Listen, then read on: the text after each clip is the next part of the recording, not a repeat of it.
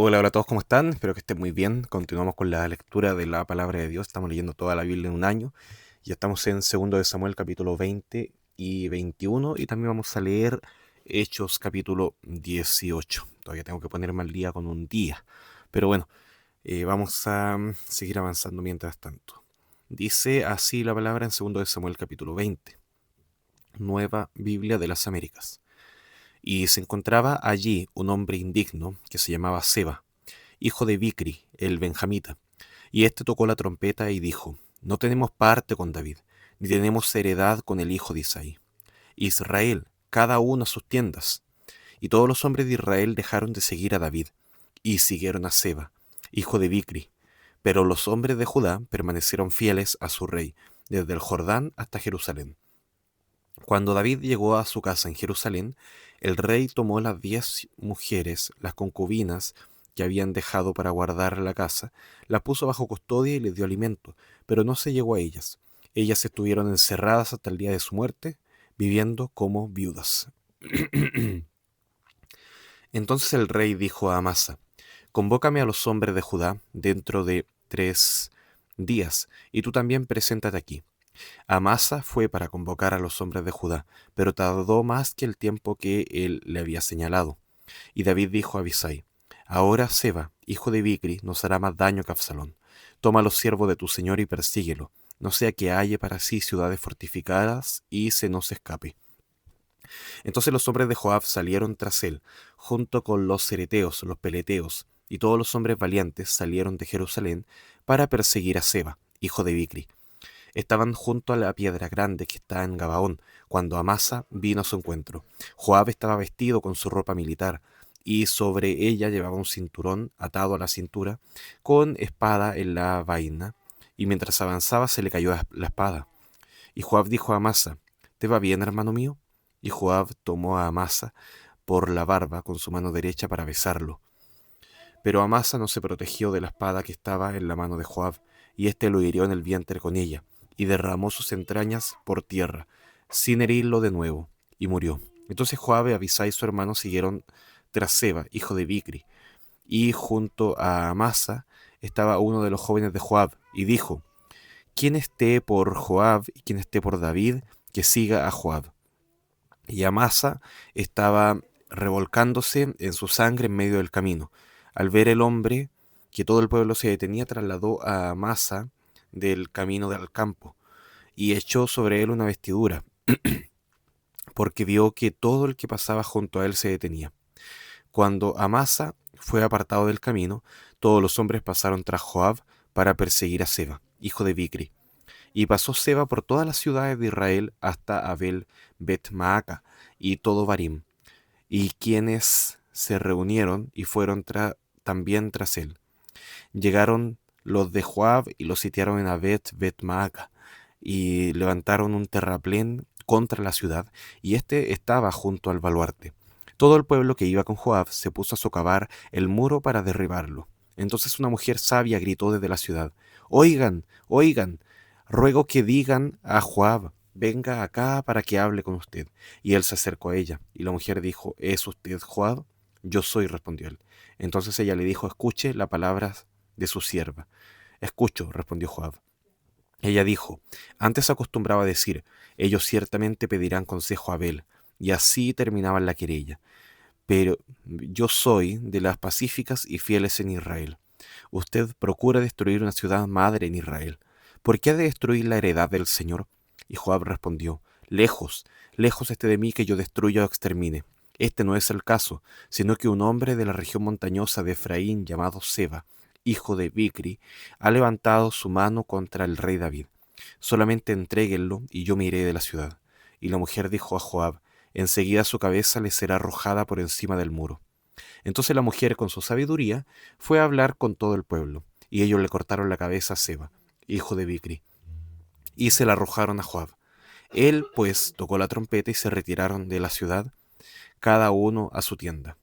Joab también regresó al rey en Jerusalén. Joab era jefe sobre todo el ejército de Israel, y Benaía, hijo de Joiada, era jefe de los cereteos y los peleteos.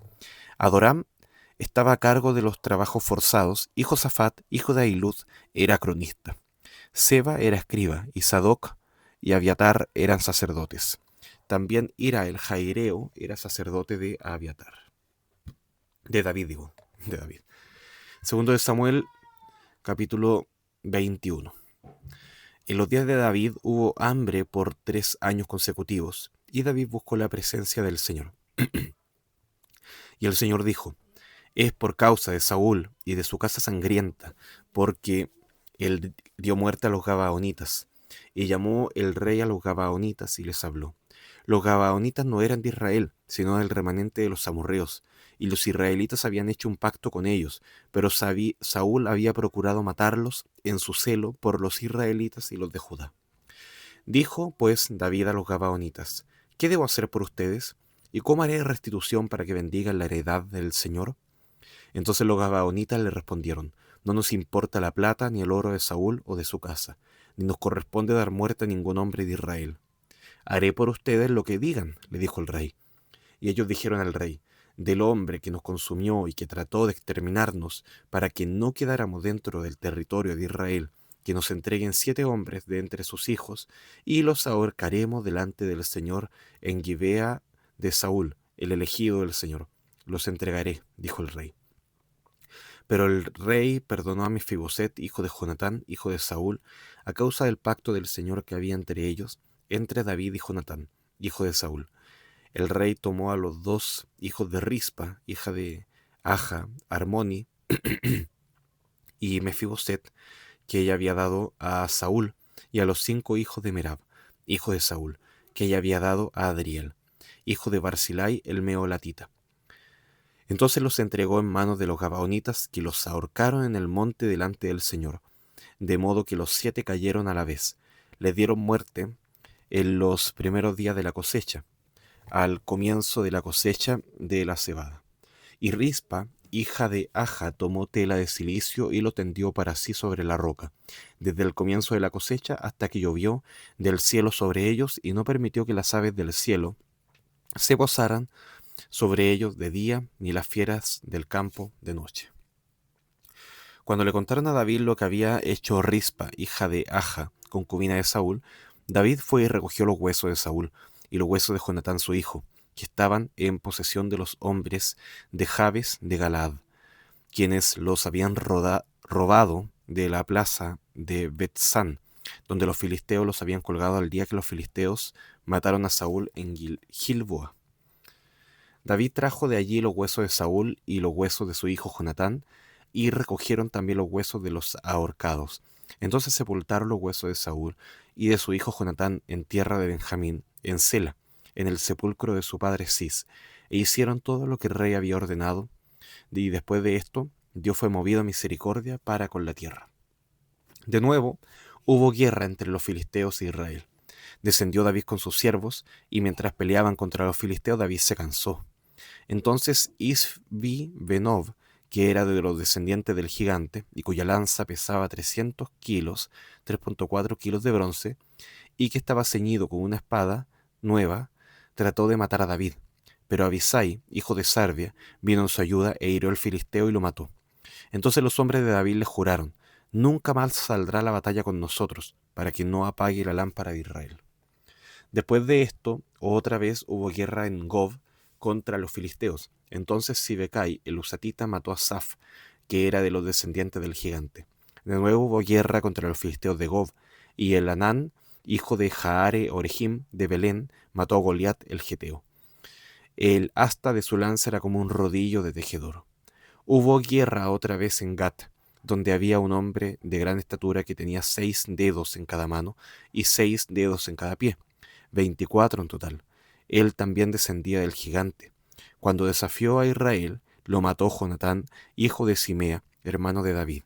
Estos 4 descendían del gigante en Gat y cayeron por mano de David y por mano de sus siervos. Bien, vamos a avanzar a Hechos capítulo 18, que dice, un segundo, vamos a esperar un poquito que cargue esto. Acá está. Bien, Después de esto, Pablo salió de Atenas y fue a Corinto. Allí se encontró con un judío que se llamaba Aquila, natural del Ponto, quien acababa de llegar de Italia con Priscila su mujer, pues el emperador Claudio había ordenado a todos los judíos que salieran de Roma. Pablo fue a verlos, y como él era del mismo oficio, se quedó con ellos y trabajaban juntos, pues el oficio de ellos era hacer tiendas de campaña. Y discutía en la sinagoga todos los días de reposo, tratando de persuadir a judíos y a griegos. Cuando Silas y Timoteo llegaron a Macedonia, Pablo comenzó a dedicarse por completo a la predicación de la palabra, testificando solemnemente a los judíos que Jesús era el Cristo. Pero cuando los judíos se le opusieron y blasfemaron, él sacudió sus ropas y les dijo: Su sangre sea sobre sus cabezas, yo soy limpio, desde ahora me iré a los gentiles. Partiendo de allí, se fue a la casa de un hombre llamado Ticio Justo, que adoraba a Dios, cuya casa estaba junto a la sinagoga. Crispo, el oficial de la sinagoga, creyó en el Señor con toda su casa. También muchos de los corintios, al oír, creían y eran bautizados. Por medio de una visión durante la noche, el Señor dijo a Pablo: No temas, sigue hablando y no calles, porque yo estoy contigo, y nadie te atacará para hacerte daño, porque yo tengo mucha gente en esta ciudad. Entonces Pablo se quedó allí 1 año y 6 meses, enseñando la palabra de Dios entre ellos. Pero siendo Galión procónsul de Acaya, los judíos se levantaron a una contra Pablo y lo trajeron ante el tribunal. Este persuade a los hombres a que adoren a Dios en forma contraria a la ley, dijeron ellos. Cuando Pablo iba a hablar, Galión dijo a los judíos: Si fuera cuestión de una injusticia o de un crimen depravado, oh judíos, yo les toleraría, como sería razonable. Pero si son cuestiones de palabra y nombres y de su propia ley, allá ustedes. Yo no estoy dispuesto a ser juez de estas cosas. Y los echó del tribunal. Entonces todos ellos agarraron a Sóstenes, el oficial de la sinagoga, y lo golpeaban frente al tribunal. Pero Galión no hacía caso de nada de esto. Pablo, después de quedarse muchos días más, se despidió de la casa y se embarcó hacia Siria, y con él iban Priscila y Aquila. Y en Cencrea se hizo cortar el cabello, porque tenía hecho un voto. Llegaron a Éfeso y dejó allí a Priscila y Aquila, y entrando Pablo a la sinagoga, discutía con los judíos. Cuando le rogaron que se quedara más tiempo, no consintió, sino que se despidió de ellos diciendo: Volveré a ustedes otra vez, si Dios quiere. Y embarcándose se fue de Éfeso. Al llegar a Cesarea, subió a Jerusalén para saludar a la iglesia, y luego descendió a Antioquía. Después de pasar allí algún tiempo, Pablo fue recorriendo, por orden, la región de Galacia y de Frigia, fortaleciendo a todos los discípulos. Llegó entonces a Éfeso un judío que se llamaba Apolos, natural de Alejandría, hombre elocuente y que era poderoso en las Escrituras. Este había sido instruido en el camino del Señor, y siendo ferviente de espíritu, hablaba y enseñaba con exactitud las cosas referentes a Jesús, aunque solo conocía el bautismo de Juan, y comenzó a hablar abiertamente en la sinagoga. Pero cuando Priscila y Aquila lo oyeron, lo llevaron aparte y le explicaron con mayor exactitud el camino de Dios. Cuando Apolos quiso pasar a Acaya, los hermanos lo animaron y escribieron a los discípulos que lo recibieran. Cuando llegó, ayudó mucho a los que por la gracia habían creído, porque refutaba vigorosamente en público a los judíos, demostrando por las Escrituras que Jesús era el Cristo. Bien, lo dejamos entonces hasta acá. Estamos en 2 de Samuel capítulo 20 y 21, donde ya habiendo terminado la rebelión de Absalón contra su padre David, viene otra crisis. Ahora viene Seba, el hijo de Bicri, genera tensión, genera división, hay amenazas nuevamente para el reinado de David, pero aún así Dios ordena todo y el reino de David permanece. En Hechos 18 vemos a Pablo también enfrentando dificultades. Enfrenta oposición de los judíos, rechazo, dificultades en el ministerio, violencia, sus colaboradores también. Aún así la obra de Dios permanece. Así como el reino de Dios permanece en David, acá la obra del Señor permanece, sigue creciendo, sigue avanzando. El Señor le dice a Pablo estas palabras de manera directa: no temas, sino habla, no calles, y le recuerda que yo estoy contigo. Él no lo abandona. Y bueno, Dios también pone personas delante de él que lo van a ayudar, que van a ser de bendición para su vida, Aquila, Priscila, que sirven, enseñan, corrigen, acompañan, son ese apoyo, ese recuerdo de que Dios está con Pablo también, por medio de personas, por medio de hermanos, también que van a ayudarlo, pero primeramente es Dios ahí fortaleciendo el corazón de Pablo, así como Dios también usa personas sabias, como esta mujer, en este contexto bélico, obviamente, con David, donde para salvar una ciudad hay que cortar la cabeza de un hombre. Bueno, esta mujer con sabiduría logra eso. Dos veces se habla de su sabiduría. Es una mujer con prudencia, con discernimiento, con palabras, que puede, sin autoridad, sin tener poder militar, aún así lograr resolver un conflicto que parecía totalmente difícil, eh, para que iba para largo, pero aún así, por medio de esto, Dios también muestra su gracia. Bueno, son distintos contextos, pero aún así es Dios sosteniendo la obra y cuidando sus caminos. Bueno, vamos a orar para terminar. Gracias, Padre, por esta tu palabra. Gracias porque podemos leerla juntos a pesar de la distancia, del tiempo. Podemos ver este video, Señor, y compartir juntos la palabra. Te pido, Señor, por cada uno de los que está leyendo, que está orando también ahora, que tu gracia, Señor, pueda ser fortalecido y guiado por ti. Que tu obra siga permaneciendo en la vida de cada uno, Señor. Que no te alejes de nosotros y nosotros permanezcamos en la comunión más cercana contigo.